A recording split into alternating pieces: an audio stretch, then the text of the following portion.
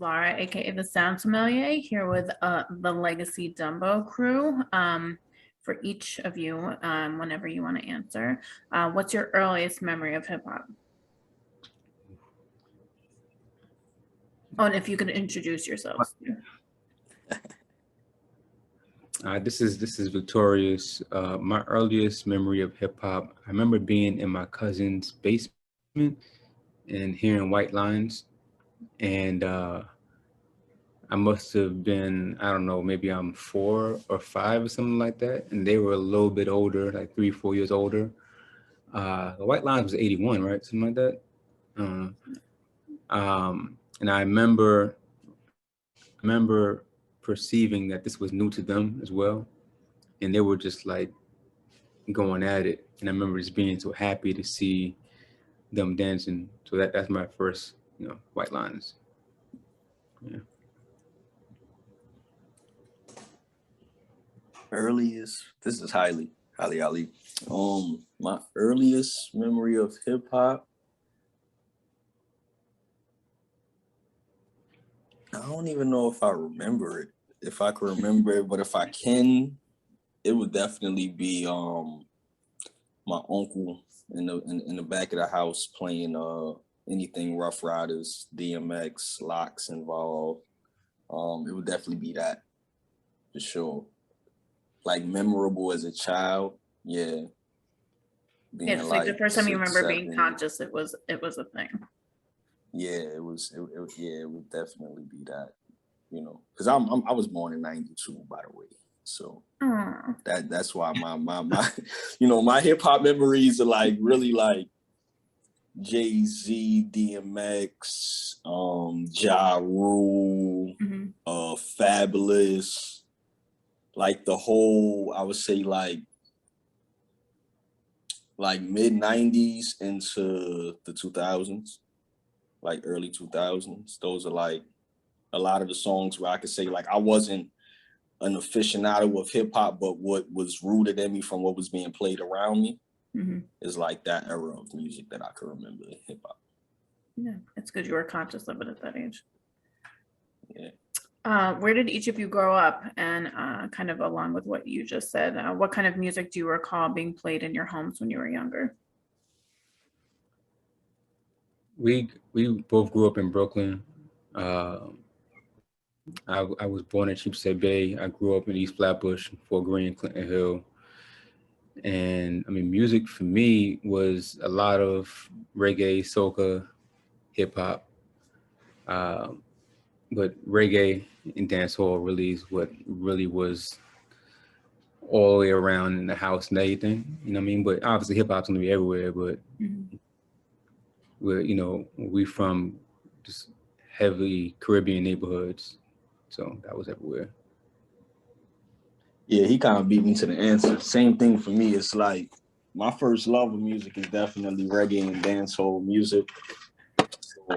So, I'm a block party baby, definitely. I'm from that. I got the last bit of era of that in Brooklyn where block parties was it, big sound systems and, hip hop was definitely played, but in the household it was predominantly reggae and dancehall music. And it was my uncle really I was getting the hip hop from the most. But my mom and, my grandmoms and them was just all of these records back here for the most part are reggae records from my grandmother. Like, those can't go in the shop. Those are like family relic stuff right there, but most of the stuff is reggae albums. Nah, today at the shop, actually, 2 people came in asking about soca music, so I was real happy. It would give them the history of soca and calypso and everything. People who had no idea, so it was always a joy to show someone soca music in the shop. A whole other world. How did all of your paths cross? Oh, we're all 5%ers. So we just met through association of the 5% Nation.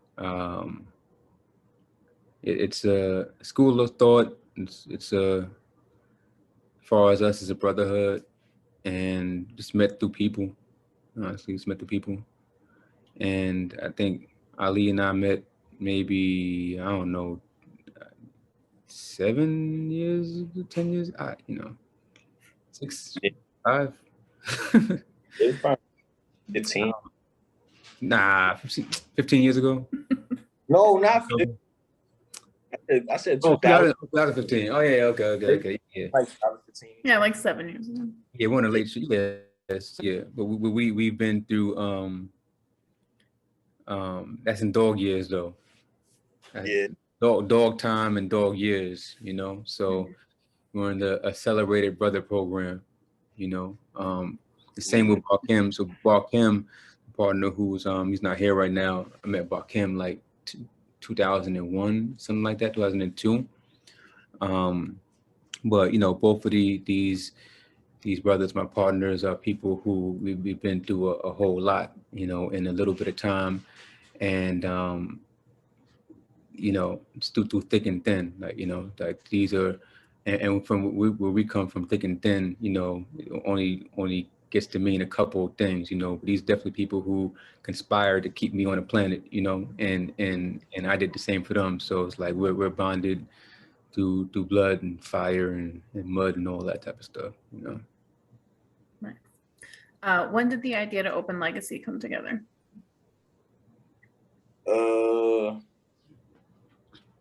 When 2019. 19. Yeah, I was actually in London with Victorious for a screening of one of his films, Digging for Weldon Irvine, and I was at a record shop, and I was digging some records, and it was a Millie Jackson record I had picked up specifically, and I just looked around and I was like, you know, I want to own my own record. And then I told Victorious about it, you know, and that was like when we got back. And then I didn't even say this part. Then I didn't say that, bro. When I had came back from London the second time, I went to a record shop in DC. One time I was dating a lady from DC at the time, and when I was out there, that's when I was like, all right, I want a record shop, but I don't want it to smell like this, because they had like mold. It was like a real like storage space, moldy basement, wet smell. And I was like, nah, it's not like this. And then moved to Houston, and Victorious like, yo, what's up with that idea? And this was last year. And I'm like, well, yeah, I still want to do it. I'm like, you know, I got the money now. I'm thinking about doing it now, you know. And then he started researching a lot of stuff for me. Then the researching became him adding on, like, all right, look, I want to be a part of it. And I was like, cool, you know what I'm saying? Because it's like, I think it's something dope. You know, I don't want to be stingy with the idea. And then from that, Barkim, Victorious pitched the idea of another partner. And that's how Barkim got added on to it. And it was so dope because I was in the car for the call. It was like real organic and spontaneous. Everything that happened with the coming to was spontaneous. So it's like, I didn't expect to get that, you know, reminder from Victorious, like, yo, what's up with the record shop? I wasn't expecting that. You know, I was just like, all right, I moved to a new city. I definitely still have the record shop on my mind. Let me go around town and see, you know. But from building with Victorious, it was like, yo, let's do it home. And I was like, yeah, I'd rather do it home, you know, because it feels cool, you know, to be able to pop something off home. That's how Legacy. Oh, Bakim is the one that came up with the name, bro. Like we lost those battles, especially me, because I was prolonging it. I was being petty a little bit. They don't know I was being petty, but like I was just trying to prolong it and be creative in mine, and I lost that. Like, you know, Bakim won that beat, you know, with the name of the shop. Yeah. Victoria, do you want to add to that at all? Yeah, like you said, it was his idea, and I just wanted to help him execute it. And as I was researching, you know, locations and ideas, it just became something that's like I might as well fall into. I never thought about selling my records. You know, I never thought about giving them away or whatever. I spent a lot of time thinking about someone trying to steal my records, because anyone who has a large collection, you know, or a DJ, we go through a period of time. It's like, I killed somebody for my records, you know. Meanwhile, it never comes up, that scenario, right? But you always think about that. And I thought it would be something that's easy to do, honestly. You know, I think we thought about it being a very small space. We originally were going to be in this like flea market type of setup, and it was something that was almost like we can do as an afterthought. We all had records, right? Three of us have thousands of records, and so it was like, yeah, let's do this. But we weren't able to get the first space that we saw, which was like maybe like 200 square feet or something like that. But by that time, we had the bug, right? And so we just started looking in the same neighborhood, which is the Dumbo Vinegar Hill neighborhood. And the real estate agent, Janelle Lewis, she couldn't find anything in that same size. We just had to look bigger. And so that's when I called Bar Kim and asked Bar Kim if he ever wanted to own a record store. That's my little my pitch. Just, you know, hopefully he would have said yeah. And he was like, yeah, I had, you know. And so he got down, and our current space at 247 Water Street, Suite 104, Brooklyn, New York, 10201, you know, it was like a storage space for the real estate company, because they're building a building across the street, and all the junk was in there. So I was like, y'all don't even really care about this space, do y'all? Yeah, you know. So they, you know, we got a great deal, and the rest is history. So, you know, for him, the idea started in 19. For me, it was just like April, April of last year. You know, together quick. Yeah, you know, we just full steam ahead is how we do. You know? I never would have guessed that it used to be a storage space.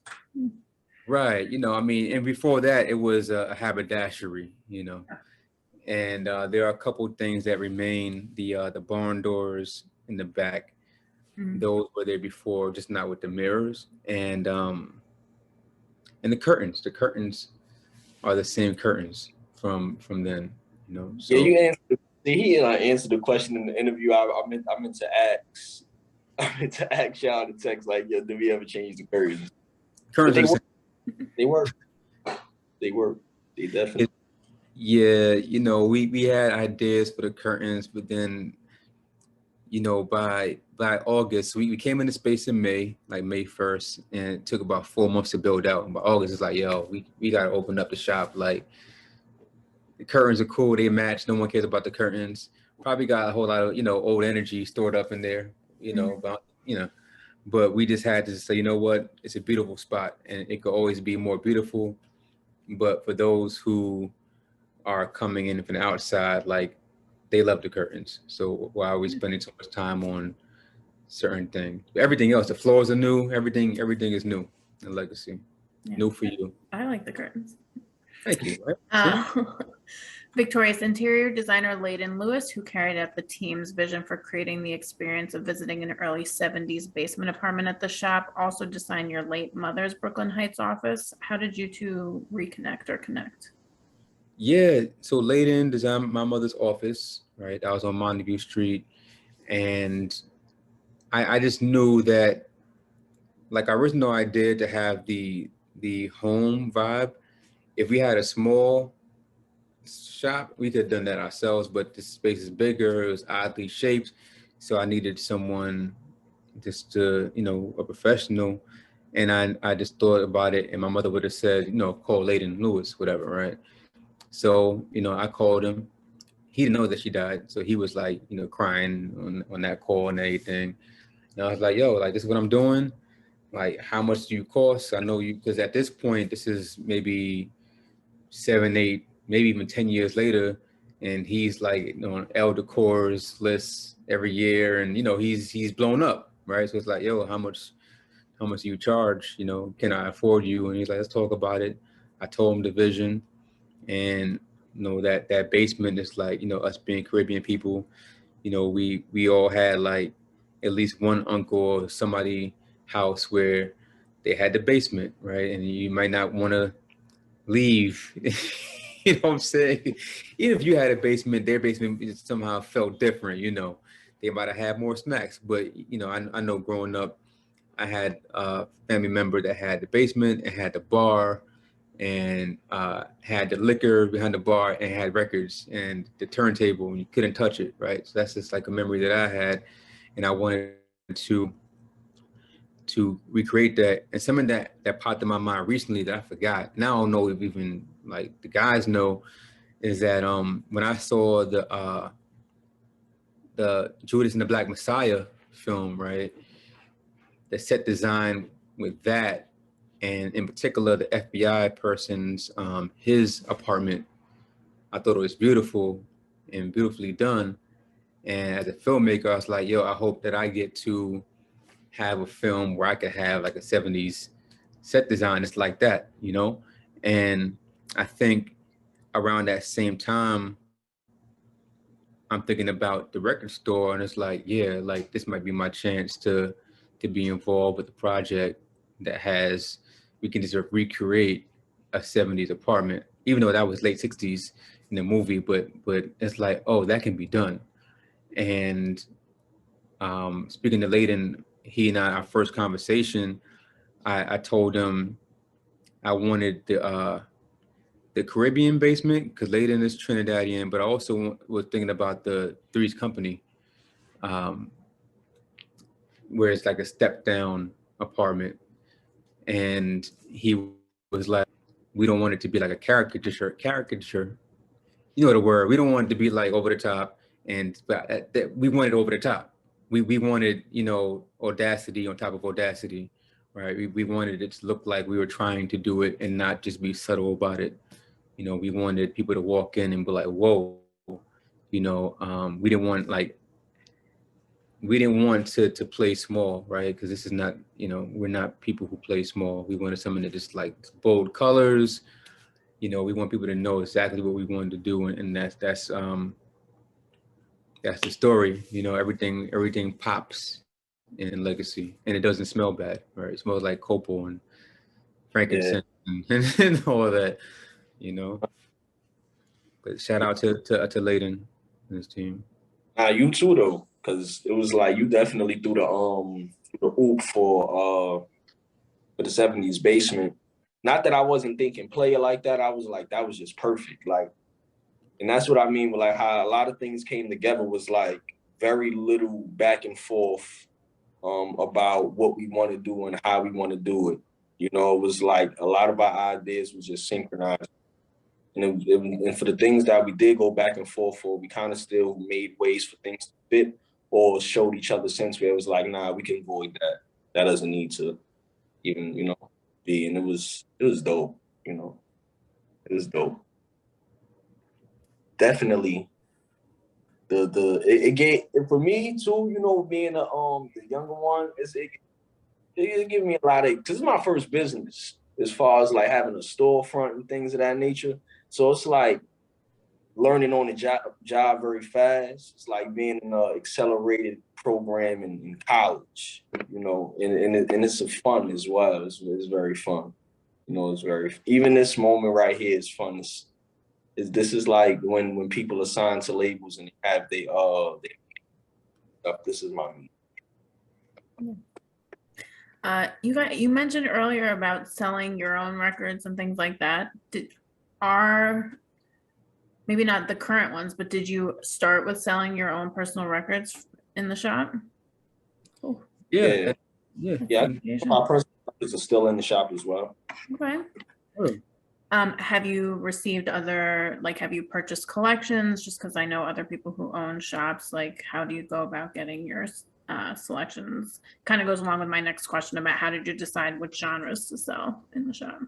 Yeah, so let me say that there are still things that at my house boxed up, ready to come to the shop. Like there's a lot of records, and actually, even before the idea came out, Barkim and Ali helped me pack my records up. I'm sorry, it's inside joke, but we had to pack my records up quickly, and you know, we have so many records, right? And so we did acquire a collection from one of our friends, DJ Cruz. He'd been DJing since the 80s, and so we got a lot of salsa merengue, a lot of hip hop singles from him. And then we recently acquired a collection of a woman named Betty Smith. And Betty Smith was a woman who lived in Brownsville, and she passed at age of 75. And so we just got her collection. We met one of her friends at a pop up where I was vending, and so we have those collections. But we really, I mean, our records are still there waiting to be put on the shelf. So because also the space is not that big, right? Um, we have slot for 1,200 records, right? And so it's very carefully curated. So even if we were to acquire another collection, it would just sit there because there's so much that we have to sift through. And one thing we didn't realize, well, I didn't realize, and we all didn't fully realize, is how many new records we would be carrying. So our new records like tripled from when we first started, because like, you know, we aren't really reissue guys. At least we weren't, or new record guys. You know, we kind of dig in the crates for older stuff, and just seeing the first couple of months, people just really want new things. And I think that goes with like the you know, the rebirthing of the culture as well. It's like when it's like I looked in a video and I seen that you ordered the Jadakiss Ignatius joint. I'm like, we understand what's supposed to be in that, because I've been listening to that album like every day for the last 3-4 months, to be honest. Been in my daily rotation, was crazy. But one question anytime that I tell people about the record shop out here is like, do you guys also carry new records? And I'm like, yeah, you know. So I think that's something where a lot of people now are getting into the culture of collecting records.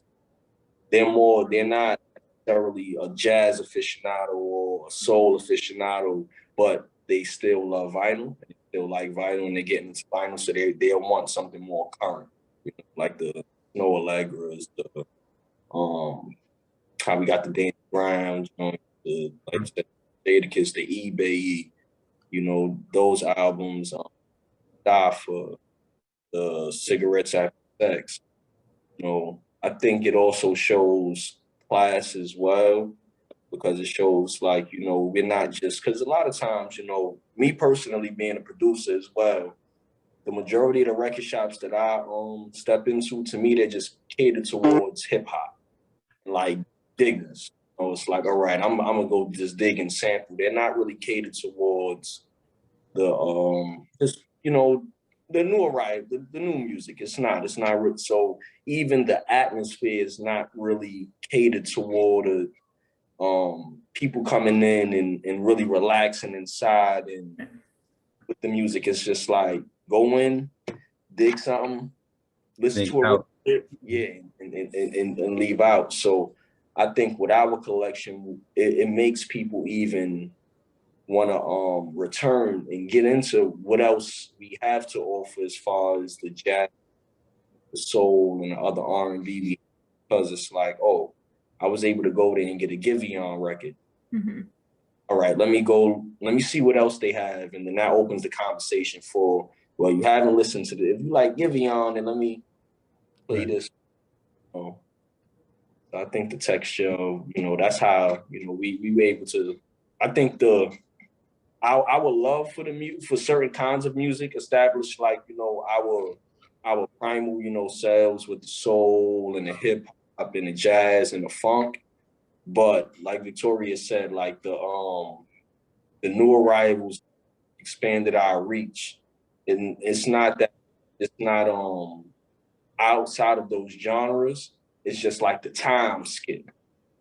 You know, for me, it's like, you know, people can come in and get a hip hop album that recently came out, not just think a classic album. To me, that's dope, because the majority, I can't name too many of the shops that like cater to good new arrivals. Like they have a few, or they have a Lauryn Hill or like an older hip hop albums, you know, things like that sealed up, but won't have something current. Yeah, I think we got it all. Like, honest. Well, you know, where we lack in volume, you know, we have good diversity of records, and just going around. I've been. It's a lot of places I do like in the city, right? And I listen out and hear what people asking. Like, you have new records? Like, no, we don't have new records. We have indie stuff in the, you know, in the neighborhood. Nothing really new.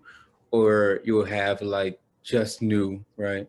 But we have both, and our new records are as soulful as our, you know, our old stuff, right? So we're gonna give you the Marvin Gaye of well, excuse me. There's no Marvin Gaye now, but you get what where I was going with that one, right? Save myself from that one. But I noticed that, right? Because I stopped collecting and digging a while ago, right? And so I didn't even know the new records even existed. So I remember maybe '07 or '06 when I was DJing. I remember going to Dep Jam, and I remember getting this John Legend Evolvers, whatever year that was.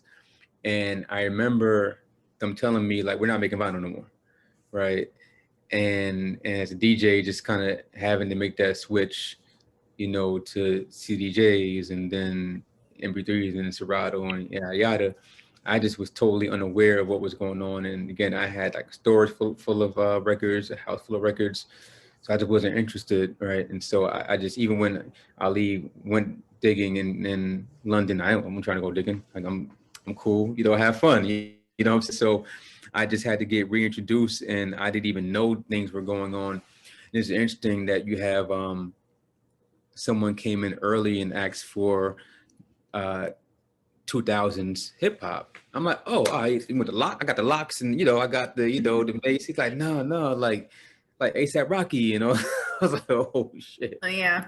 like, you know, and I'm like, okay. He said, you know, when I was a kid. So he's talking about ASAP Rocky. So that's old school to him.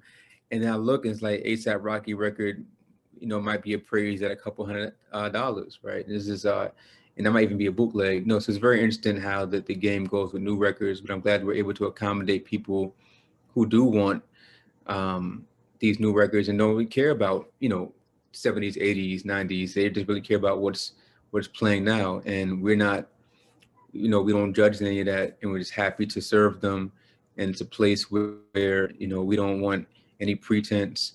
We want everyone to feel safe. We want everyone to just feel like unjudged and worthy to be in this space, because a lot of times you go into a record store and you just feel like, Dad, do they even want me in here? You know what I'm saying? Or do I have to, can I show them that I want the Barbra Streisand or something, you know, whatever it is? Like, are they gonna laugh at me? Or are they gonna ask me if I need any help? Because sometimes when we tell them they can play the record at the listening station, they're like, really? And it's like, yeah. I was like, yo, we're. Then I look at it, it's like, that dude. Sometimes now I go to record stores on recon missions, and listening stations almost don't exist anymore, right? Yep. And what doesn't exist is, you know, something that I grew up with at Beach Street Records in Brooklyn, is that we'll play the record for you on our system, you know, and just like, no one does that. You just hear what they're doing, and you just mind your business. You might not even ask them what it is, because if you don't know what it is, they're gonna laugh at you, or just you know. Mhm. So it's just like, we wanted to be the opposite of every bad experience that people, you know, have had, and you know, Been people to records. respond. I've been in some cold record shops, man. I remember one time I walked in, dude was playing the Nina Simone record, and I was like, and this was like a good day. When I say a good day, this is like I'm ready to spend 200-300 on some records. Mhm. You know, real good day. Just got paid. I'm like, yeah, I need some new stuff. And like he played, I was like, what record is this? I was like, oh, can I buy it? He was like, well, I haven't priced it yet. I'm like, you can't price it right now for me. Like, nobody's in the store. Top of the pandemic, you know, business is not it. So I'm thinking like, you know, And I'm thinking because he don't know, I'm like, yo, you could go on Discogs right now and give me a price.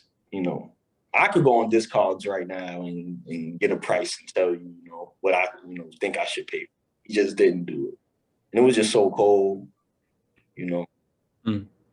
Unprepared. Yeah. So I definitely like, I would never think that. But I definitely like the vibe that we bring because it's very family oriented. You know, it's not centered around like, even for me being the hip hop booster, it's not centered around like this is stupid like hip hop spot. You know, it's like Victoria said, it's like going to your uncle basement and just vibing out.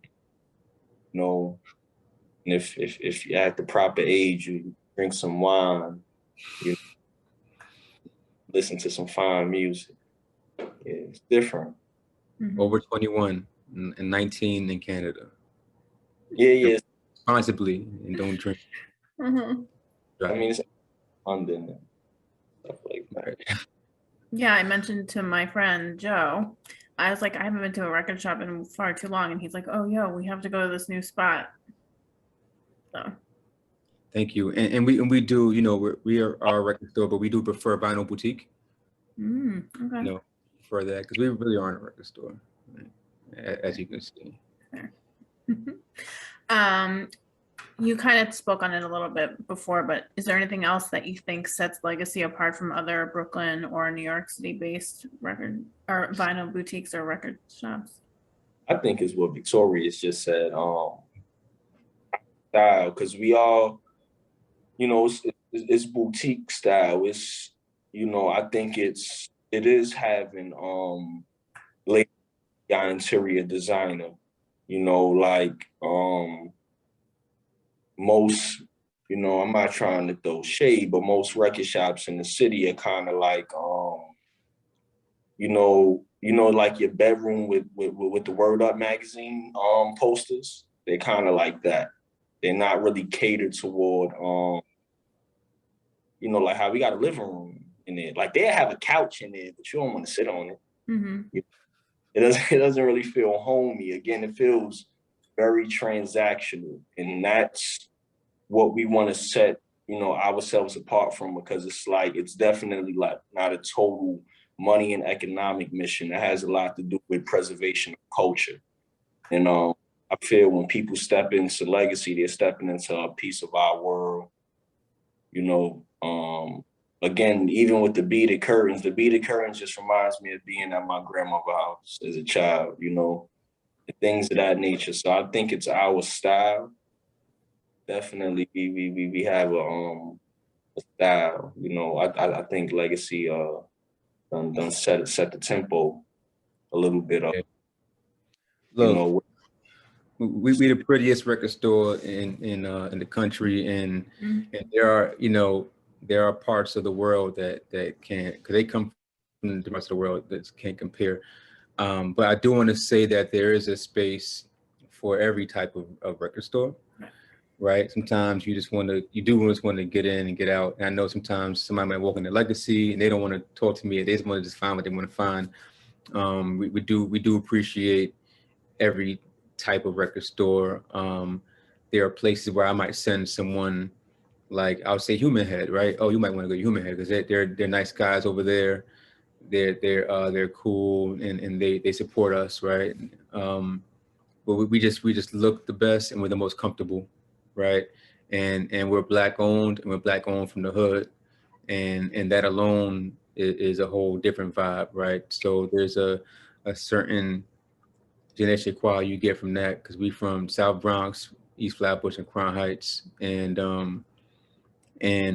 we own a record store, and we're selling the music that, you know, quite frankly belonged, you know, to our ancestors, right? And so it's just a whole different connection to, right, the music and to the culture, and that sets the experience apart, right?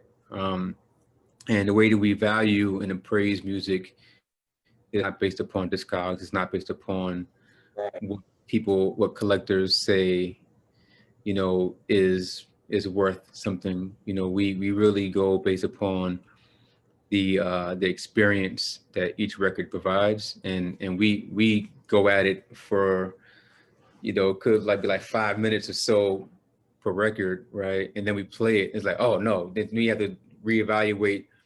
And then that's why like a lot of our records aren't even out, because it's like it's a process, you know. And we clean everything too. I mean, we do have a Oh, dust section, but we yeah. don't. We Clean clean it. that. Yeah. Like you come to Legacy, you can, you know, you're not gonna be going home with a dirty record. I remember when I was there, you pulled one out and you're like, oh no, that's not okay to put out. Yeah. How did I get there? You know, I mean, things slip through the cracks, right? But we do take pride in the space, and so we need the records to reflect the environment, right? And so I'm usually proud when someone opens it up. I'm like looking at them like, yeah, you know, I already know what they're gonna see, right? Mhm. But if there's like one skip, one pop, you know, any crackle, you can still buy it, but it's going to be in a different section. So and it will say, hey, you know, as a sign that says this will skip or this will whatever, just so you know what you're going home with, so you can be, you know, buy with confidence. And I think that that's very important, because we get people that tell us that they've been burnt before. You know, I had a guy come in today from London. It's like, oh yeah, and you know, I can do his accent, but he's like, in London, you know, the records are dirty, and sometimes yada yada yada happens, and he was just happy that he can just buy clean records, right? And so again, I feel like Legacy is like a refuge for people who just were burnt or felt unwanted, or people are afraid. Like two young women came and they were like, "Oh, this is lame, but do you have Taylor Swift?" And they were kind of like meek and everything, and I was like, "Nah, yeah, we got Red, you know, it's up in there," and they felt like ashamed, right, because they wanted Taylor Swift, and it's like, I mean, you know, I don't listen to Taylor Swift at all. I'm sure she's good. She's got to be good, right? Because she's Taylor Swift. But you know, the thing is that we want everyone to feel comfortable. We want everyone to feel safe, because I'm just going to say, as Black men, we don't be feeling safe, right? And so you know, we are able to emphasize with other demographics, and so we can be in their shoes. We know, okay, well, what makes this type of person feel safe, and what can we do to accommodate that? And there's a lot of feminine energy, right? And built into Legacy, you know, whether it be the colors, the shapes, Mhm. you know, the paintings, the logo, right? But not just a feminine energy dealing with any gender, right? That's one thing, but also this feminine energy, just like dealing with the yin and yang, and it's the balance, right? The reception of something, and I think people walk in, and they're walking into like a cosmic womb, right? So it's a vortex, right? It takes you through time, and it's like, ah, okay, I'm home. So we might be like, welcome home. When you coming home, you know, come back home, or this is your home for the next hour, or whatever it is, you know. Uh, Oh, you done? Is that is more? yeah, I got plenty more unless you want to be done now. Oh no, we're good. We're good. Why do you think there are less than 3 dozen Black-owned record stores nationwide when Black music has influenced almost every genre in the industry? To be interpersonal, right? I wasn't taught to have a business. Like, like my immediate, like there's people in my family that own businesses, but like my immediate clan part of my family that I grew up in, I'm the only business owner. Mhm. So I think if I look at my micro experience with that, on the macro is that we're not really taught to be owners of things. We're taught to like work, right? We're taught to like have great work ethic. We're taught to go to school, you know, maybe even get a trade. But as far as being the manufacturers of things, we weren't really taught that. And then when we look at the music industry, we know it's not the prettiest industry.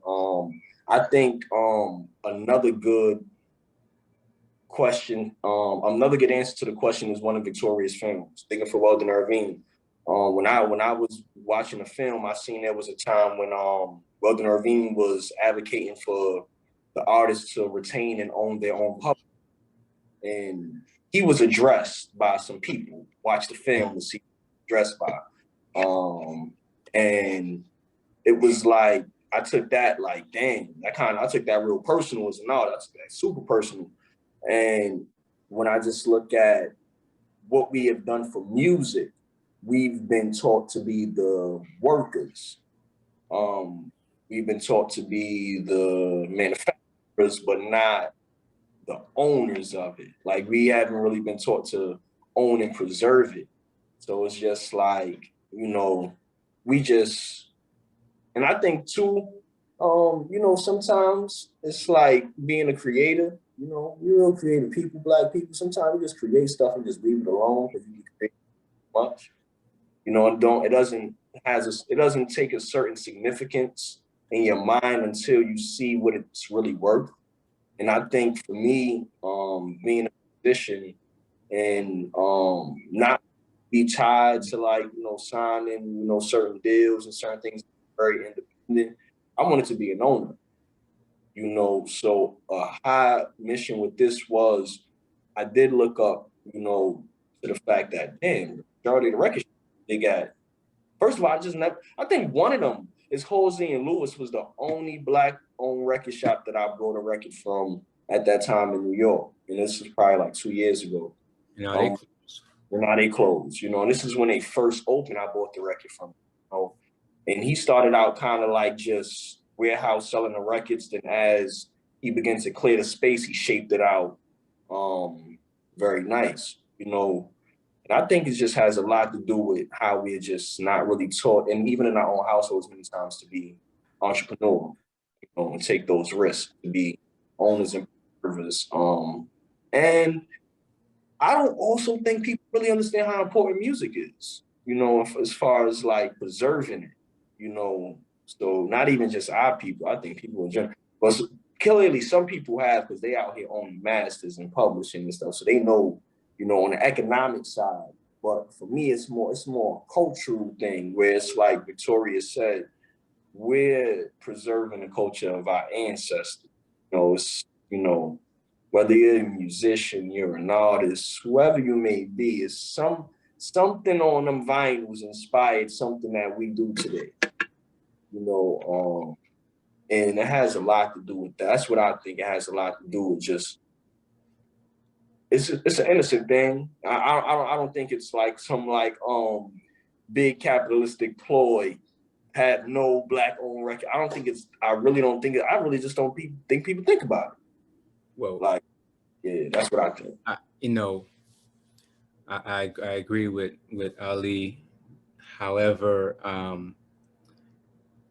that explains why there are no more being opened, but doesn't explain where they all went, right? And that's where the capitalists ploy, right? Because what I've researched, and I wasn't there, right? I was a child. What I've researched is that a lot of them were starved out, right? A lot of them, weren't able to maintain the relationships with the distributors and the labels necessary to compete with corporations and compete with record stores in different neighborhoods. Right? They're just starved out. It happened to Black bookstores, as well. And again, I wasn't there, right? But this is what research would suggest that when it came down to it, in the 70s and 80s, they just could no longer afford in the urban area to buy a certain amount of copies because the distributors were in full support of other type of record stores, right, with the same music, right, the same music, the same soul music, the same R&B, the same jazz. But if we want to sell 50,000 records of whomever, we rather it be here than it be in Bed-Stuy and and people close. But that again, and that's it's business, right? But so now you have coalitions, right? There now is a coalition called Jams of urban record stores trying to connect and really foster relationships with the labels. But it's tough. Even us, like we don't have relationships with distributors like the Orchard, and and so it's tough, right? It's tough. Sometimes I might have to buy a new record from a record store just to have it for my customers, because some of these companies, like, you need to have a certain amount of units, or it's like, well, it's not even the units, it's just something else. It's something else. Uh, Allegedly. can you talk a bit about your personal curation services? Oh. Well, if there's a form, it's like you let us know what's your mood, your favorite genre, if you want the music for dancing, for cooking, studying, whatever, it is. If you want like a showpiece for your friends, or if you just want to expand your collection, what do you want it for? And we just choose a record based upon what you tell us, and so far people like it, and there's like a $20 tier, 40, and I think 75. And it actually, the idea, it's not a new one.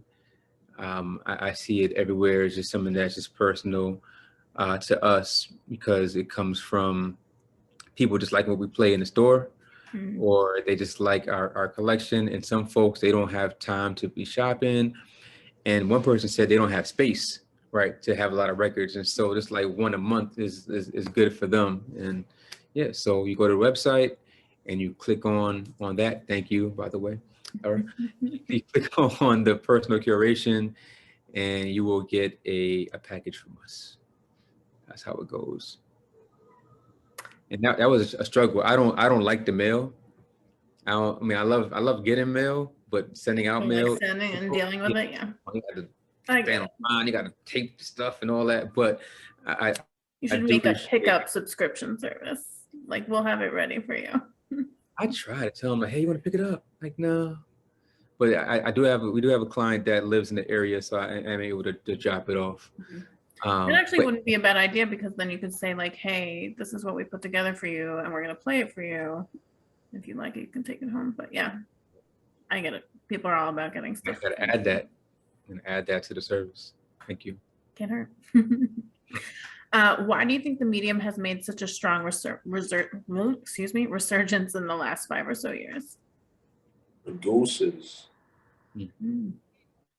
like the hip hop, like this, it's kind of that, like real rapping, kind of coming back. So like cats are like big a lot of producers are putting out producer album.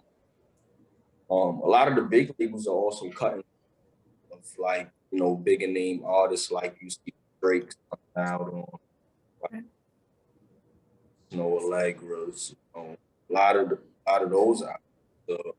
Also, it's like how you said, someone actually A$AP Rocky, that's older, but still, just those things being cut on vinyls. And I think it has a lot also to just do with a lot of the hip hop producers too. I think social media as well has a lot to play with it. With people just seeing just the different mood it is to listen to music on a vinyl. It's just a whole different slow down. It's like it's nothing fast about listening to vinyl, right? Trying to be with a vinyl. So it's just, I think, a lot to do with young people are getting in tune with it, like even young myself as well. When coach, a lot they even having conversations with the young people I've come to be like, well, early 20s, their grandfathers and their uncles, and about their stereo boxes that's still in the house, and Oh, my uncle got a whole collection of records. No, he's not selling them. But just to see the youth being involved with collecting records as well, and it being, and it's just it's dope. It's dope. I think that has a lot. The big labels cutting new vinyls, the youth get involved in it. Hip hop producers that keep it, you know, um, original to how you sample based to that nature. Has a lot to do with it. Is he breaking up? A little bit, but I can understand. Okay, cool. I know it was me. Yeah, that, and also the pandemic. You know, people were home. Apparently, they said that because people were home, they had more time to, like you said, just sit down and slow down and everything. Is what they say. When you have folks visit the shop who may not have much experience with vinyl, what kind of advice do you give if they ask, or do you ever kind of like offer it up if they look a little lost? Well, I tried to be my most businessman of a self and sell them a turntable for sure. So I can't deny that. But also tell them, don't, it's find what you like. Just I try to get them to listen to music, and I try to put them on to something that they don't know about as far as like music goes, just to really give them the full on vinyl experience. Because for me, I just go in a record shop, I look at the cover of a record. I, sometimes just like the sexy woman that's on it. I'm like, I'm gonna listen to this. And I end up liking the record too. Or, I see something that has a very obscure and like, ambient galaxy looking outer world type. And I want to listen to this, and I just try to get them into that kind of vibe of listening to music, not so much of even knowing what an album sounds like based off the cover, but, showing them that, sometimes with the cover art, you could get a gist of what something may sound like, but ultimately just listen. Anything, and tell them that, it's all right not to be into buying records, but can get into it. Don't feel so alienated, about it, because that's what the first thing people go to a lot. Well, I don't have a vinyl player. We sell turntables. Oh, you sell turntables too? We do. Yes. Okay. We do. Do you advertise that? Because I didn't know that. Yeah, we do advertise in the store. We have like our floor models and it says we sell this, but also if you look by the fish tank. But we also on Instagram we showed the tables that we've sold. Okay. But I know you just got down very recently, but that cycle comes around that we sell tables. There's a great table we sell. It's called a music hall. It's cherry wood. It's made in Long Island. It's great. But we sell some ATs, some Audio Technica automatic joints. But I give them advice. I always ask them what they have. And if it's like a suitcase or a Crosley, I just tell them like, maybe upgrade when you can, because those lightweight tables through time can, ruin the record, or you just might not get, like one person says he can't play a straight record because whenever the bass, the 808s hit, the record skips, so that, and it's how to care for the record. It's how to handle it, just make sure you keep your prints off of it and hold it a certain way. Don't stack. Yeah. Oh, yeah, a lot of people don't know about that one. I DJing, I ain't gonna lie to you. Like, if I knew that one day I would be selling my records, I would have done a lot better, because I used to stack. I just like this, whatever. Everybody does. Who knew, right? Like even like one of the DJ collections that we acquired, like this guy, he just like 3 records in a jacket, all the same. Wrote his name on it. It was like a whole lot, but it's DJ. You don't really think about selling your records because, of course, you'll die for your records. But yeah, just that, and just advice that I gave someone the other day who didn't know how to start buying his first record is like, it has to be good enough for you to want to get up for, right? So if you want to get up for it, it is like mad good, like in a bed chilling, or on the couch, whatever it is, and this is so good you don't mind getting up and turning it around and buy it on vinyl. If not, stick with the MP3. MP3 is cool, So true. What would you say is the ratio between serious vinyl junkies and casual collectors you can find in Legacy on any given day? 100. I gotta answer that. He's at the shop. What is the two choices? Serious. So the ratio between like people who come in like knowing that they want to dig and will be there for a while, and then the people who just kind of like casually like find their way in there because they're like, ooh, this looks cool.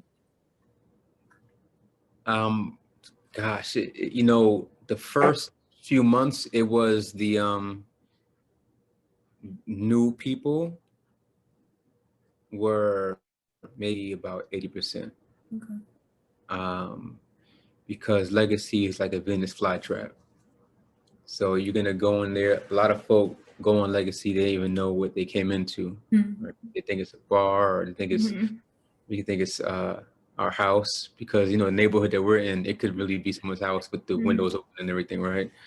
But the past maybe 6 weeks, maybe 2 months, we've gotten some I wouldn't say serious diggers, right, per se, but I'll say people who've been collecting for a few years.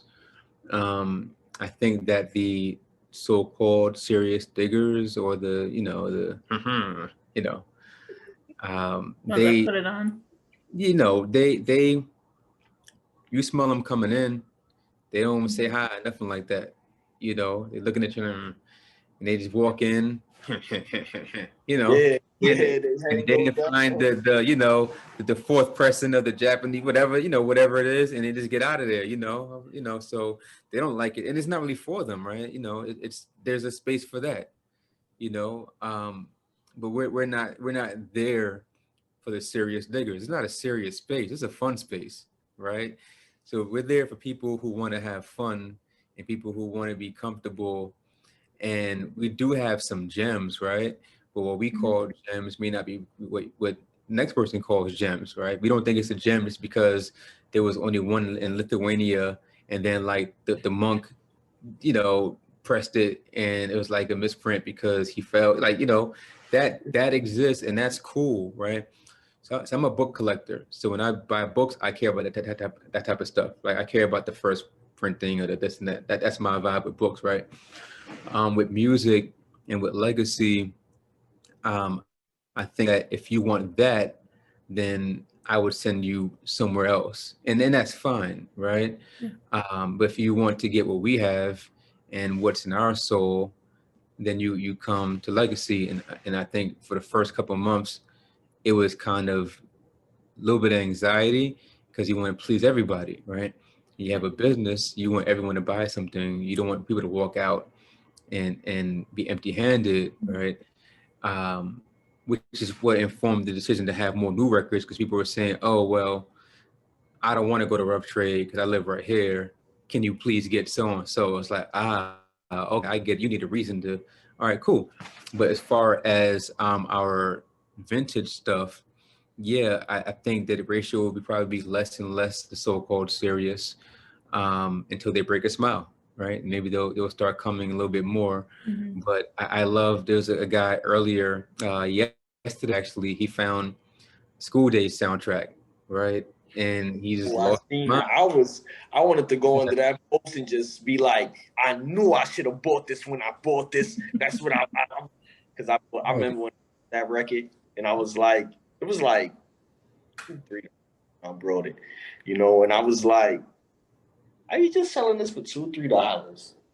Price, I can't. That's the one thing I was so surprised about the prices that you had on some of those records. Yeah, so it was a gem when I bought that. When I caught that, I was like, that was dope to see a post on it. I had a moment. I was like, well, we didn't sell it for $3 though. It definitely wasn't going for $3, but I know we didn't. No, yeah. Yes, that's changed. But so with that, right, little trade secret. So after seeing that, and that's the second copy of that record we've sold. Now it's like, all right, maybe we're gonna bump it a couple of dollars because we understand the experience and seeing what people are saying underneath that record. It's like, oh, okay, so when we look at other stores, it might be worth $3. It's like, yo, this guy lost it and said this is why he went to college, and everyone is commenting underneath it, like, yeah, I love that record too. It's like, we're selling you that, right? And on Instagram, that was the second take. That was the second take. Like he went off immediately, and I was like, whoa, let me get my camera because that wasn't even. He might have jumped in the air like Raekwon, on the Wu-Tang show, but again, it wasn't the Persian, rare whatever, right? It's a School Day soundtrack, you know. So and that's serious to me, right? Someone came and she bought Barbara Streisand, the one um, where she has the super girl shirt and she's pulling it down, she doesn't have pants on, and whereas I had a serious person say, "Oh, yeah, like Barbara Streisand in here, right?" This woman says, "I'm buying this for my mother. Um, my mother loves Barbara Streisand. Um, my father recently died, um, and my father was her Superman. And I recently bought her a record player, and so she's gonna love this, right?" And I almost get kind of like a little tingly because it's like, what the fuck else matters? What matters? That you have now I have 8 of these, from Right. Texas, whatever, like that. Okay, that's cool too, but keep that energy far away from legacy. Yeah, you're not gonna find 7 other people with that same experience. So Yeah, we don't need any of that cold, ineffectual energy in music, period. From retail to creation of it. And so, I'll tell you where you can find that, but we prefer the emotional connection to our clients. And Hear noise. Like we want to hear, we want to hear the jumps for joy. We want to see it. Because that's how it is for me, to be honest. I'm like that when I see like when I seen this shirt, I was in the studio. This was on somebody's back, and I was like, "Yo, I buy this from you just because it's my favorite Ghostface album, Supreme Clientele." It's like, and hear this: the dude was 20 years old, knows nothing about it. Said he bought it from Supreme by mistake. He gonna wash it and sell it to me later that week. And that's what he did. He washed it and sold it to me. But when I seen it on his back, I fanned out. He was like, "Yo, what's wrong with you?" I'm like, "What's wrong with you?" tell him he'll get it in the next like 5 to 10 years. Yeah, and I told him, I was like, "I know you're not gonna get it, bro. You're 20 years old." Yeah. You feel like I'm about to be 30. This is Supreme Class. This is probably the best Ghostface album. Can I buy the shirt from you, bro? I got $50. Like, you paid 32 for it. I know how much you paid for it. The $18. Let me get the shirt, man. So those kind of experiences are the experience. Like, I sold a Little Kim record one time. Dude seen Little Kim in there. He just fanned out. He was like, "Yo," I was like, "Yeah," so I got serious too. Serious.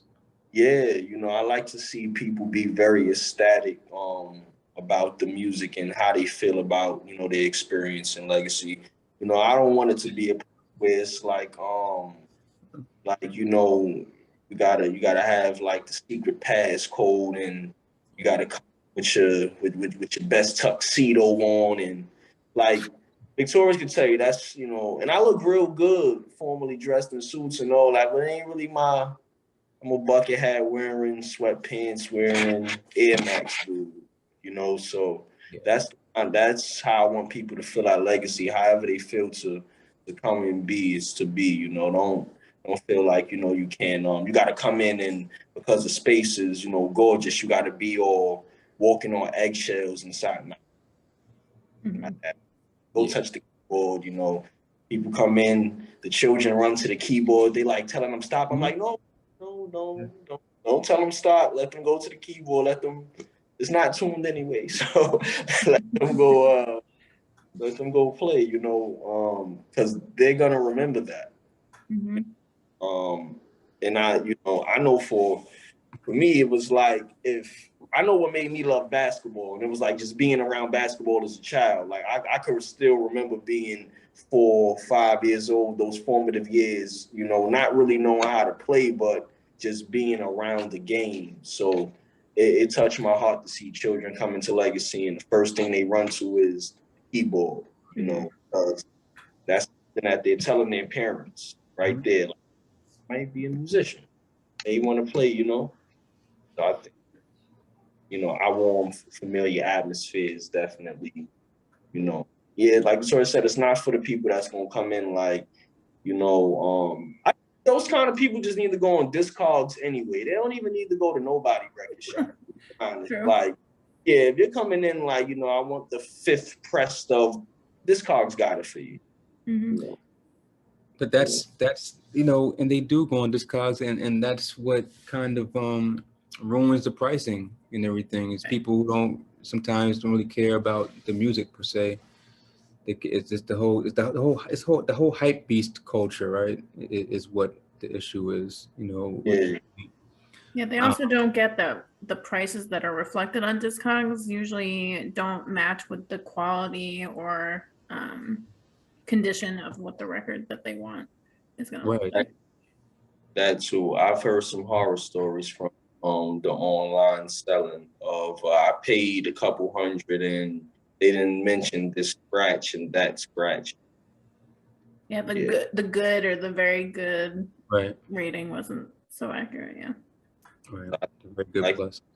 legacy is different, you know. We make sure that we got our $3 section and our scratched up section, you know, is labeled properly. We don't try to you know, con people out of their money just for you know, there's times when we find records that we have a double in. You know, this record is $75. We got another one, but they got a big scratch in it. Can't be the same Mhm. price because it's you know, that's the same title. You know, so we take good care of being fair as far as pricing goes and how we appraise it as well.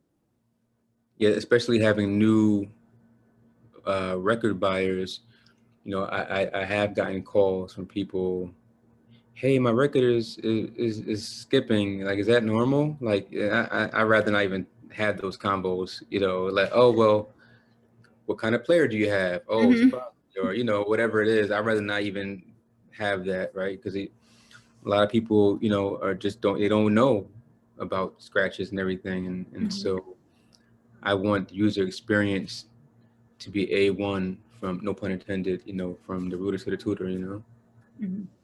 Shout out to A1. Can each of you share either your top 3 favorite of all time records or top 3 current favorites?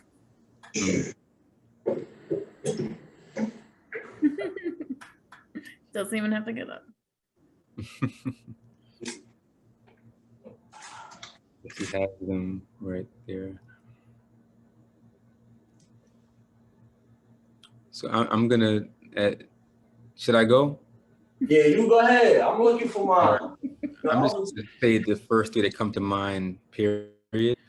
Um, Ralphie Pagan, I Can See, is my favorite record that I own. The most I spent for a record for myself, and I love it. It's the best. That's one. It's number one. Um, Mustafa. What's Mustafa's album called?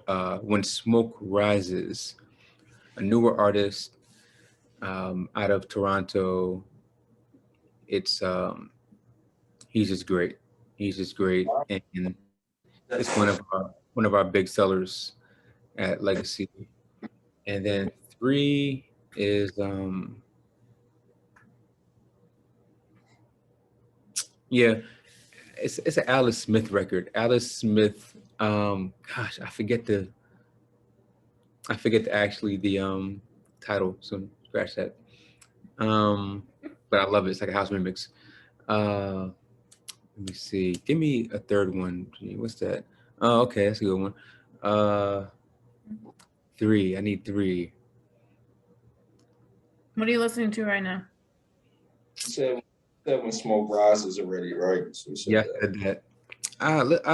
My ears aren't my ears anymore, so it doesn't count. Like I just listen to everything people tell me to put on, and I leave, not throw on YouTube and podcasts. But if I come in, oh, the Ray Hargrove record, I forget the name of it. It's late, you know. You people know TV Land's late, but it's a Ray Hargrove record that I really like. Actually, I'm proud to have it on. I don't know about three. I need time to think about three. That's fine. You can come back to it. Those are my first two. I think I got three. It's definitely this one. If I only had one, it's this one right here. That should be. Is that a reissue? Huh? Is that a reissue? I think so. Yeah. I bought this when I was in London. That should be in the store, I think. Huh? That should be in the store. We should sell that, or at least put it on the wall, something like that. Put it on the wall. Put it on the wall. I don't know. This is those of us that can't tell what it is. Oh, this is Journey to Nanda. This is Alice Coltrane. Okay. Yeah, and this is my favorite jazz musician, low key, high key. Yeah, it's definitely this album featuring Pharoah Sanders, of course, on the horns, because he's bad like that. Oh, I got my three. On my third. It's Yo Scott Heron, Nothing New. Nice. That's my third. All right, go back. Oh, he's we gone. Lost him. Yeah, I think I'm gonna get him to put that into the store, because we sell a lot of Alice Coltrane. We don't have that though. So I'm impressed with his musical taste at his young age. For his age, right? I know. Props to his parents and his grandparents. Yeah. Let me see. He might have had a battery. Oh yeah. Not paying attention to the battery life. Yeah. Having so much fun. Is that having so much fun? It's hard to. Yeah, I've had. It took a while for me to realize, like, this is all the things, or these are all the things that I need to have set up when I do these. Yeah, but I'm always plugged in. But you know, we got some time. But yeah, if you want to continue, or do you want to wait? Yeah, we can go back to him. Yeah. I only have a couple more questions. How do you go about deciding on art pieces to showcase at the shop, and where did you hear about Doba Afolabi, who is this season's art partner at Legacy? So Doba,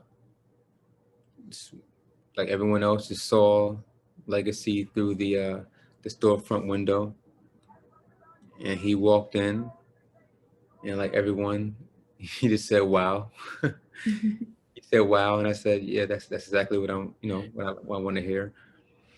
And he said, "All you're missing is," all you're missing is black art on the walls. And I said, "Yeah, looking for art. We're looking for art. We're looking for art for the that wall over the couch." And yeah, I had to leave. I was going to a funeral that day. I had to leave, and I had our associate Rubik's was there. I said, "Rubik's, just talk to him, you know." And apparently Doba had the paintings in his car. What? Yeah, they were stretched. They were just like rolled up or whatever. And I just said, like, it has to be big. I was gonna say it's a pretty big piece. Yeah, they're big, you know. And I think we had a photo that you see over the fish tank first, but that wasn't big enough. And so we just made an agreement where we'll hang his art. He gave us 3 pieces to hang. They are for sale. And well, it chose us, right? It chose us. We didn't go looking for him. He came looking for us. Right? So Layden said that the next exhibit should be me. Yeah. Maybe that'll be, my photography. Maybe that'll be. But for now, we've extended Doba's artwork because it really does fit the space perfectly. Mhm. Especially the one over the couch. Like it's like it was made Yeah. for the space. The colors, everything. Yeah, I would say don't sell that one. Oh, I'm look. back. Nah, I'm trying to sell that. No, I get it. But Yeah, I'm but, saying it does fit really, maybe like a really print of well. it, but yeah, it's a lot of Doba's art fetches a lot of money, so we No, need I that get, that. I get But it. My but bad, y'all. You're we got all, good it's all stuff though. good. My phone here died. That's what we What was your third? What you say the third album was again? Oh, Gil Scott here on Nothing New. That's a Oh, record. you like? That, Hold on. You said I thought you said you wasn't feeling that one. oh, okay, it's in-house talk. Okay. No, I'm gonna throw that out there. You re-listen to it, huh? No, it wasn't what I thought it was gonna be. I didn't say I wasn't feeling it. It wasn't what I thought.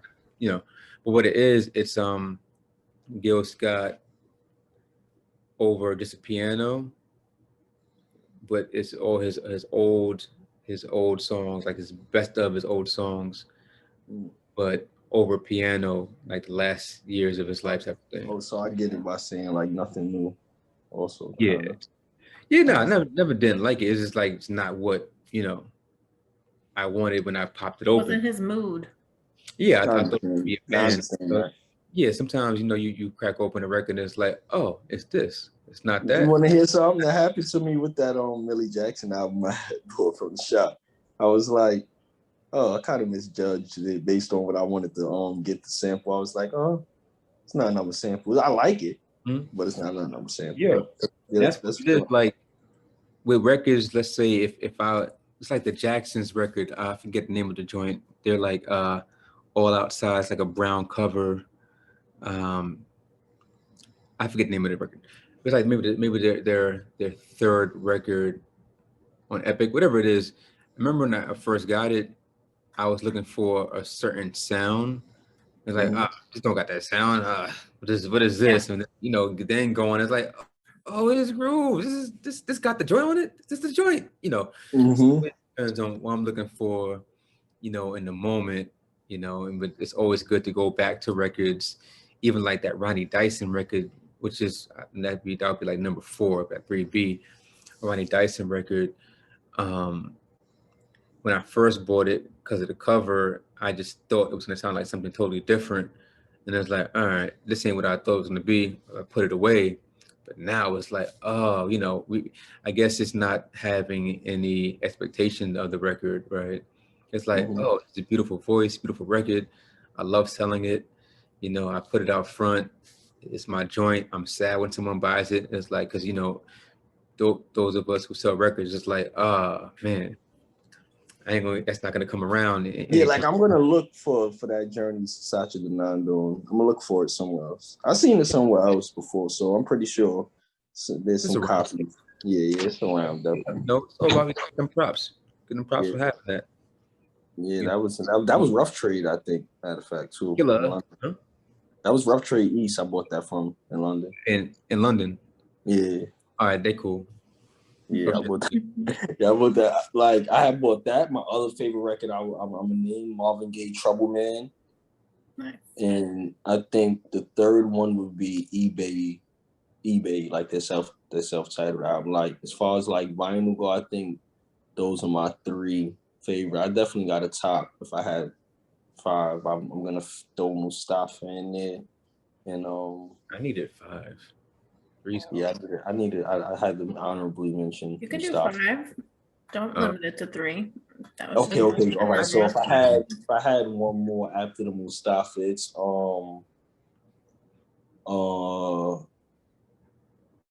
it's this. What's the name of this Sun Ra album? I have it over here somewhere, but it's a Sun Ra album. I forgot the name of it. Can't remember the name of it right now, but it's a Sun Ra album. This is Horace Silver album, and I'm horrible with titles, but he has a turban on the cover.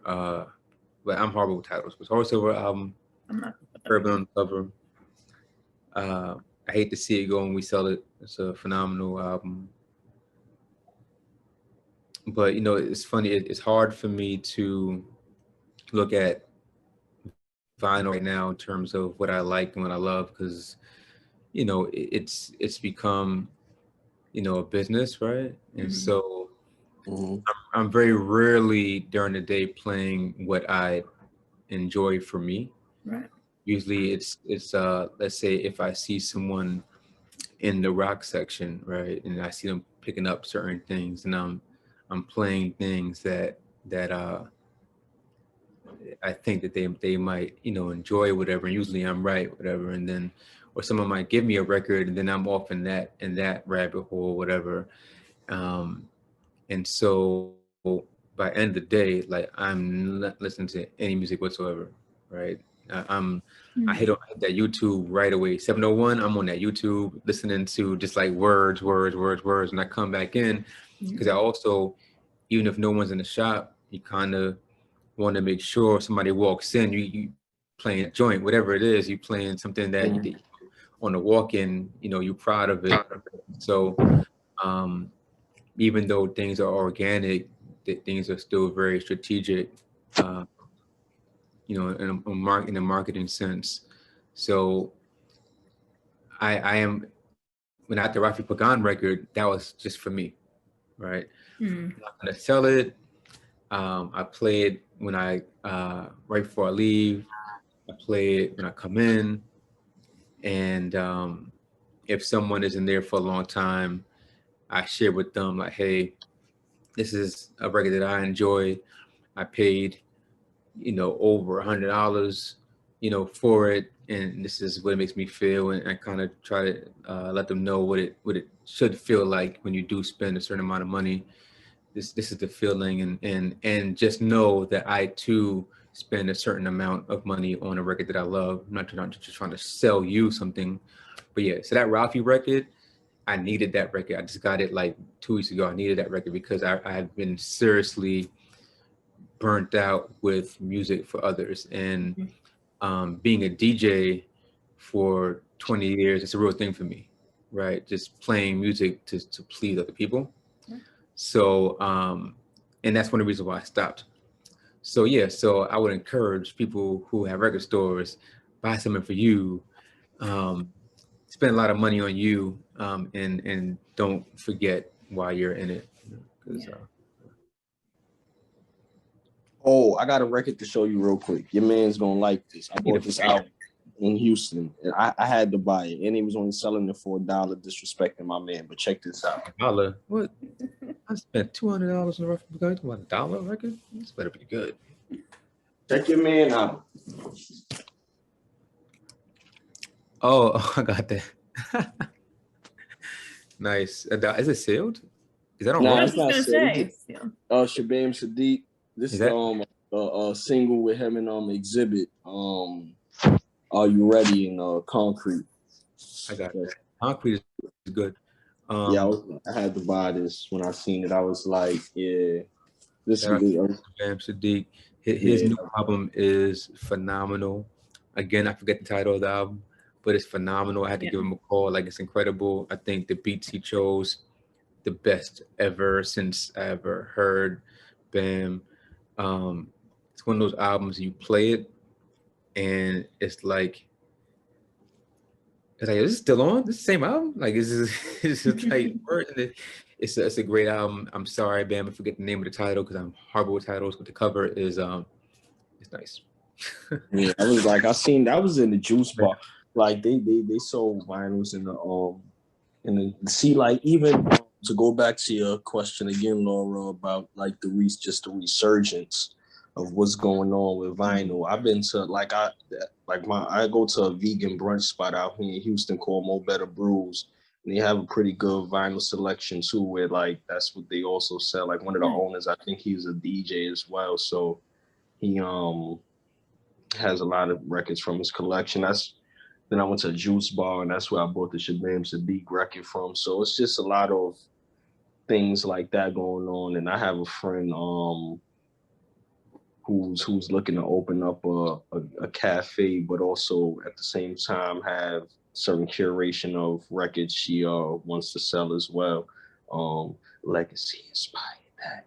You know, we've been Yeah, we inspire people out there. we've been inspiring a lot of particularly like, you know, Black people to push forward and open up record shops. Mhm. I ain't gonna lie, I kind of been a little Suge Knight with it with my people. Like, you know, can y'all just be a little bit, you know, distant from us and stuff? Like, let us spread out. Let us all be able to have a good, you know, have the same demographic, but we let us not all be stacked up on top of each other. Right. You know, I did ask them that. I'm not even gonna sit here and lie.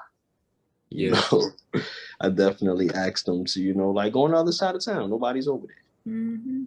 Because that's exactly what we did. Like, I'm being honest. I said, all right, record shop over there in Flatbush, cool. A lot of spot there, a couple different spots in Williamsburg for sure. Couple different spots in Bushwick. So when Victorious is like Dumbo, I was like, Dayglow. I was like, Dayglow. Dumbo is definitely a neighborhood because I've never went digging in Dumbo. Mm-hmm. You know, so I think that legacy, to go back to your question again, where you just asked about why there are few Black-owned record shops, I think, you know, legacy is definitely among many other shops, like how Victoria's brought up the Jams Coalition and things of that nature. Like, it's definitely about to be a whole lot more, you know, because even when I bring up legacy out here, people are like, we need something like that out here. And I'm like, yeah, Chain. You know? That's happening. Change is happening. And Shabam's album is called Timeless. Timeless. I looked up storefronts today. I was going to tell you that today. I've been looking up storefronts.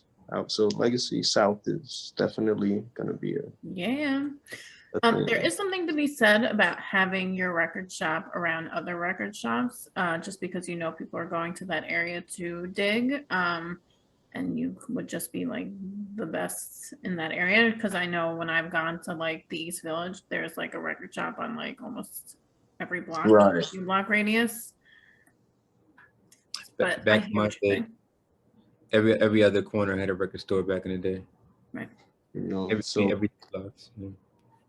Yeah, I think out, you know, again, the setup is, you know, the distinguishment, you know, the culture, you know, like Victoria said, we don't ever want to become, you know, even as, you know, we begin to branch out and have other boutiques, we don't ever want to become the transactional owners of a shop where it's like, right.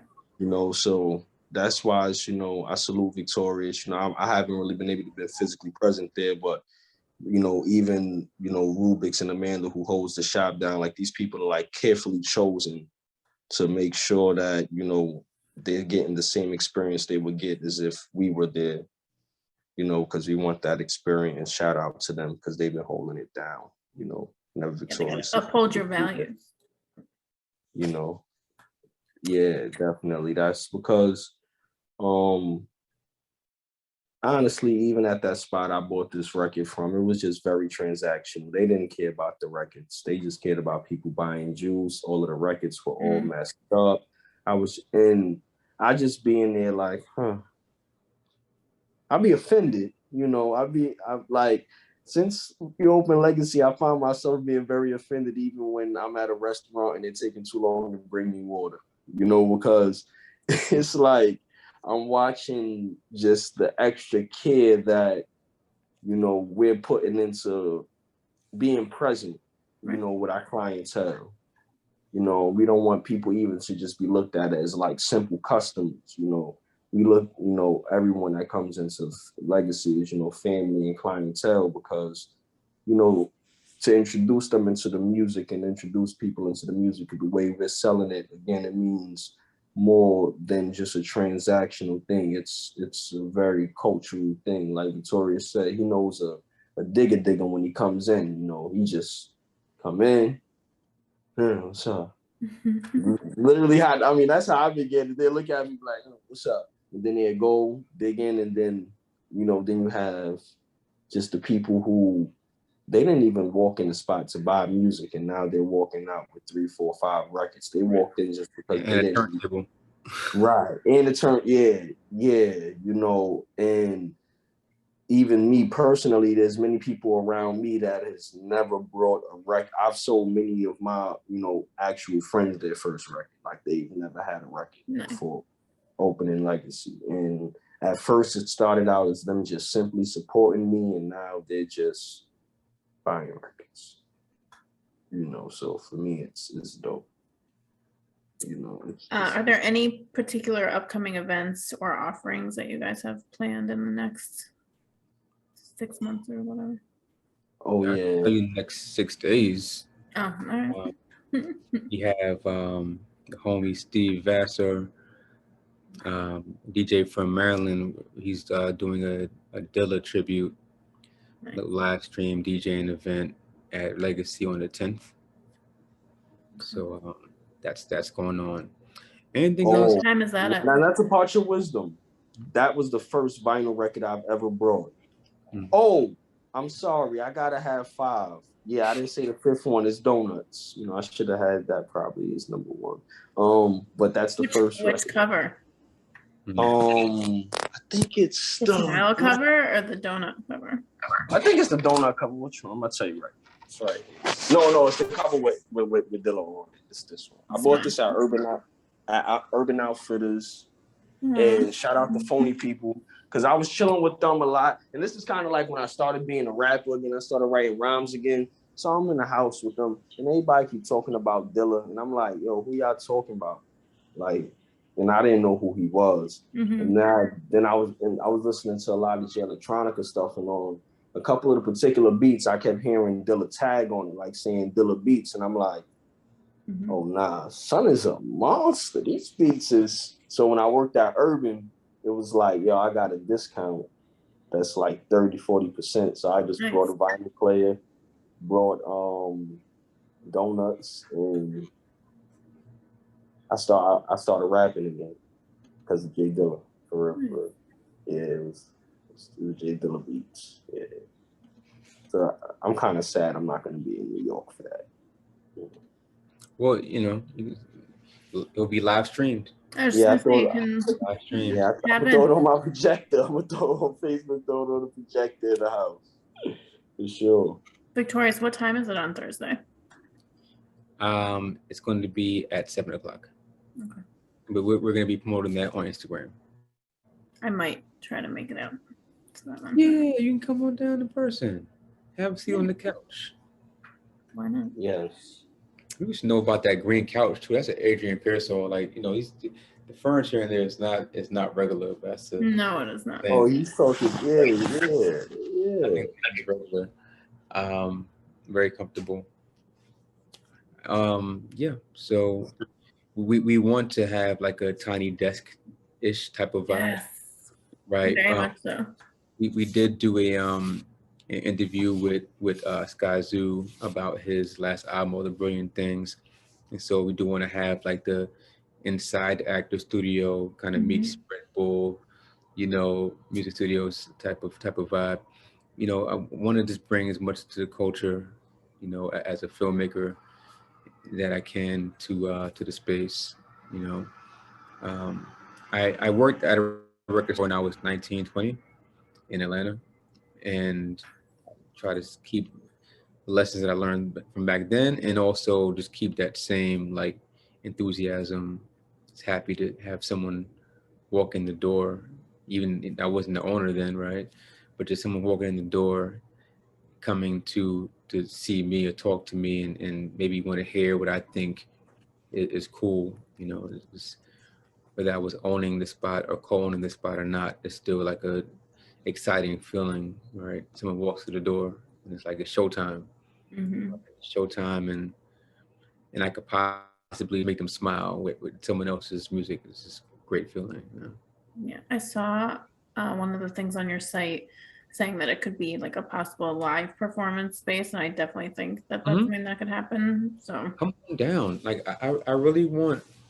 Are we talking about just having artists just come, acoustic performances? I mean, from the Rose is there, right? It's like it's a space that I really would like labels to support, artists to support, and we can support you right back, right? Just it'd be it's a beautiful space, and I think it could enhance anyone's portfolio. We definitely rent it out for parties, photo shoots, but hopefully artists can take advantage of the space as well. You know, while we're especially there. that mirror wall, I think that would really be nice for like a live performance. I think so. Well, I really appreciate you guys taking the time. Is there anything else that you want to add or promote? No. Nah, I'm good. I think that's all. You know, we pretty much covered everything. Come on down to Legacy, and yeah. What are the hours? Oh, 12 to 7. 12 to 7, yeah. Right now, we are open by appointment only on Wednesday. But that's your only day that you're closed to the public. Open by appointment. Because, for example, like I would like Wednesday, we weren't like 12 to 7 open, but I was there all day, right? And so people had pickups for some records, turntables. So, you know, we're in there, just not in there for the traffic per se. But that is the only day you can't just walk right in. But you hit me up, yo, I'm in the area though. Can I come through? I'm like, yeah, come through. That's appointment. You hear that extra P? I told him on Instagram today that like we'll close the whole I saw that down on a Tuesday for extra P because we all been in the spot, large professor digging. He be like right next to you, but you don't know it's him until he's gone. Nope. Like who's this dude? Yo, that happened at the record. Remember we went to the record fair, and I'm like, I looked up twice. I'm like, yeah. That's long. And then he's gone. Yo, XP, like as soon as he realizes you might realize, he's like poof. And he'd be digging. You'd be like, yo, who's this guy? You know. So yes, great producer. We'd love to get him there, and we do want to offer a type of concierge service, right? Where we can say, okay, well, you have like you can like studio lockout. You can come in, legacy lockout. We'll turn our backs. You know what I'm saying? You know, we won't know what you're digging, whatever. And just have that private experience that I think that a lot of prominent producers would appreciate, you know. Yeah, I'll also try next time he's here, I'll try to get Gene Brown over there.